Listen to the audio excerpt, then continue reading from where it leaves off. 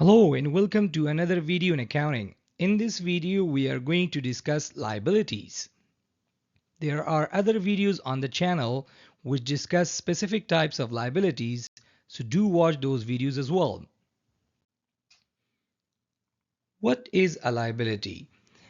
We are going to use the example of tick buzz to show you what a liability is. Generally speaking, a liability is an obligation of business to someone. This obligation means that the business has to pay someone or provide products or services to someone. Here are a few examples. Decor is a supplier to TickBuzz. Now TickBuzz has an obligation to pay Decor for the purchases it made. Another example of an obligation could be to a customer. In this example, the customer has already paid TickBuzz, so now TickBuzz has an obligation, and this obligation means TickBuzz has to provide a product to customer. And a more common example of a liability is an obligation to the bank. TickBuzz borrowed money from FT Bank and now has an obligation to pay FT Bank. All these examples indicate TickBuzz has an obligation. An obligation means TickBuzz has a liability. Whenever a liability happens, it is credited. So taking the example of Decor, TickBuzz purchased a piece of equipment from Decor. So it debited the equipment. Since TickBuzz agreed to pay Decor later, and therefore TickBuzz has an obligation to pay in the future, that will be credited in the form of accounts payable. Liabilities are eventually paid off, that is, they are settled, and they are settled using assets or services. That asset is usually cash. So to settle the liability from Decor, TickBuzz is going to use asset cash. Now similarly, to settle the liability from a customer, Decor has to use a product. And finally, the same will happen to FT Bank. TickBuzz will settle that liability by paying FT Bank. All these indicate that the liability is now settled. So when a liability is settled, that means it has decreased, it has been finished, and the liability will need to be debited. So in the case of Decor, TickBuzz has paid Decor, no longer has an obligation to Decor, so it's going to debit the accounts payable and credit cash because it used cash to settle the liability. Now, what makes something a liability? Let's discuss the characteristics of a liability. Here's an example. Kathy is reading an email. That email is asking Kathy to pay $250. And she's wondering why she has to pay $250. Why is this email asking her that you have an obligation to pay $250? She remembers that she bought a microwave last month. So now the email is asking Kathy to pay the $250 in 1 week. We say that Kathy has a liability. Why? A liability has three characteristics. Number one is that there is a present obligation. Kathy, right now, at the moment of speaking, Kathy has a present obligation. This obligation arises because something happened in the past, from a past event. In this case, Kathy bought a microwave. And the settlement would be through the payment of assets or services in the future. So in this case, Kathy has to pay assets, which is cash, to settle this liability. So we say that Kathy has a liability. Liabilities have three characteristics. There is always a present obligation that arises because something happened in the past, and the settlement of this would mean a payment of assets or services in the future. If any of these three characteristics is missing, we would say that there is no liability. Let's discuss the types of liabilities. Um, as you know, that liability eventually has to be settled, that is, has to be paid. If they need to be paid within 1 year or within the company's operating cycle, whichever is longer, we say that liability is current liability.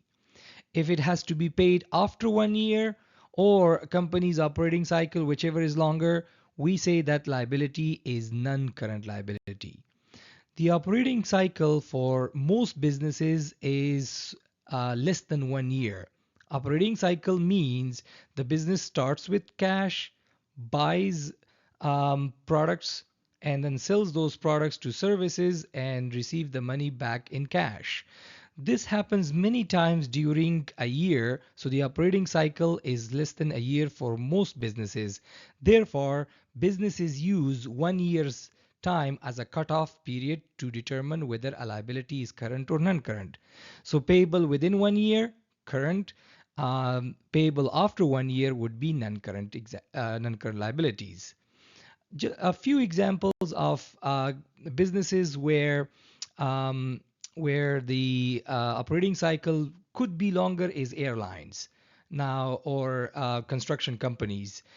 So for them, it takes longer period of time. This operating cycle is longer than 1 year, and then we are going to use that one operating cycle in this example to consider this as current liability or non-current liabilities. But as I said again, most businesses operating cycles are less than 1 year. Therefore, the 1 year time is used to determine whether a liability is current or non-current. Some example of current liabilities are accounts payable, interest payable, notes payable, salaries payable, and sales tax payable. All of these are discussed in our videos available on the channel, so do watch them. Some examples of non-current liabilities are long-term loans, long-term leases, deferred income taxes, and so on and on. Now, an important distinction between liabilities is that the current liabilities arise from routine transactions, such as buying from suppliers. Employee-related transactions create salaries payable and other government payables, and they arise from short-term loans. All these are routine transactions that the business is involved in. Current liability amounts are usually smaller amounts, and they occur on a more frequent basis. On the other hand, non-current liabilities arise from major business decisions. For example, the company wants to expand operations into another country. That requires a lot of significant amount of money, which is usually creates a liability for the business. Another example would be acquiring plant assets or purchasing another company. Businesses usually borrow or finance the purchase of another company through debts. So that creates non-current liabilities. And non-current liability amounts are usually very large amounts, and they have significant impact on the financial statement. We will look at a few examples of current and non-current liabilities from the balance sheet of Home Depot. This is the balance sheet of Home Depot, and the liabilities that are highlighted in the blue box are all current liabilities because these are due within 1 year. Some examples listed by Home Depot are short-term debt, accounts payable, accrued salaries, sales taxes, and so on and on. All these are due within 1 year, so they are considered as current liabilities. Liabilities highlighted in red are due after 1 year, so they will be considered as non-current liabilities. Um, Please note that most liabilities, non-current liabilities, have a current portion that is due within 1 year. Most non-current liabilities like long-term debt has a portion that has to be paid within 1 year. So we will consider that portion that is payable within 1 year as a current liability and list it as a current liability. So in this example, you can see that Home Depot has a long-term debt of $41.9 billion, and its current portion payable within 1 year is going to be 1.2 billion, and therefore it listed it as a current as a current liability. I hope that you like this video. I hope you have learned something from this video, and by now you understand what liabilities are. If you like the videos, please click the like button, subscribe to the channel, and click the notification icon for future videos. And I will see you in the next video.